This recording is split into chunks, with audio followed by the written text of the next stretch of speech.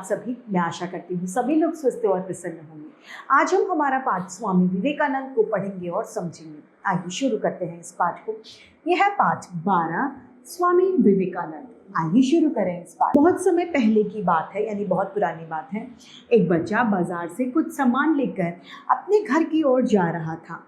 गली के नुक्कड़ यानी गली के किनारे पर एक कुत्ता बैठा था। वह बच्चे को देखकर जोर जोर से भौंकने लगा, यानी जोर जोर से बोलने लगता है बच्चे को देखकर। बच्चा डर गया और भागने लगा। कुत्ता भी बच्चे के पीछे पीछे भागने लगा। काफी दूर जाने पर बच्चा एकदम निर्भय यानी एकदम बिना डरे होकर खड़ा हो गया। उसे सहसा रुका हुआ देखकर कुत्ता भी रुक गया। बच्चा थोड़ा उसकी ओर बढ़ा, कुत्ता उतना ही पीछे हट गया।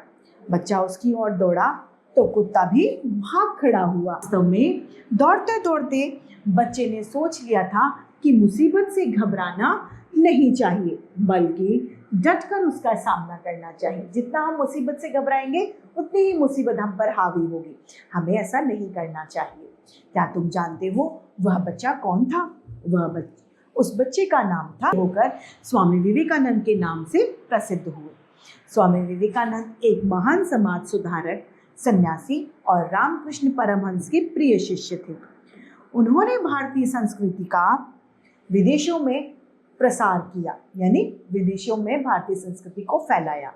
उनका व्यक्तित्व इतना आकर्षक था कि अनेक विदेशी उनके अनुयायी, उनके भक्त बने। स्वामी विवेकानंद का जन्म 12 जनवरी 1863 को कोलकाता में हुआ। इनके माता पिता बहुत धार्मिक विचारों वाले थे।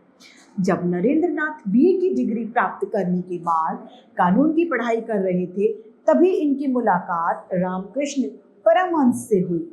बड़े होकर इन्होंने रामकृष्ण मिशन की स्थापना करी। नरेंद्रनाथ ने रामकृष्ण परमहंस से पूछा, ईश्वर कहाँ है? परमहंस ने कहा, का रूप तो निराकार है, यानी ईश्वर का कोई रूप नहीं है। यह सुनकर नरेंद्रनाथ यानी स्वामी विवेकानंद रामकृष्ण परमहंस से बहुत ही प्रभावित हुए। उन्होंने उन्हें अपना गुरु बना लिया। रामकृष्ण परमहंस का शिष्य बनने के बाद उन्होंने संन्यास ले लिया। संन्यास लेने के बाद नरेंद्रनाथ को स्वामी विवेकानंद के नाम से जाना जाने लगा।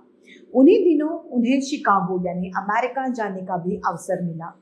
शिकागो में आयोजित विश्व धर्म सम्मेलन में उन्होंने लोगों को धार्मिक उदारता, प्यार और भाईचारे का संदेश दिया। बहुत से लोग उनसे प्रभावित होकर उनके अनुयायी बन गए। हमें अपने देश के ऐसे महापुरुषों पर गर्व है। यानी इस पाठ से हमें शिक्षा मिलती है कि हमें मुसीबत में घबराना नहीं चाहिए, बल्कि हिम्मत से उस मुसीबत का सामना करना चाहिए। तो इसी के साथ ये पाठ समाप्त होता है और मैं उम्मीद करती हूँ सभी को समझ में आया होगा। आज के लिए इतना ही, फिर मिलते हैं। धन्यवाद।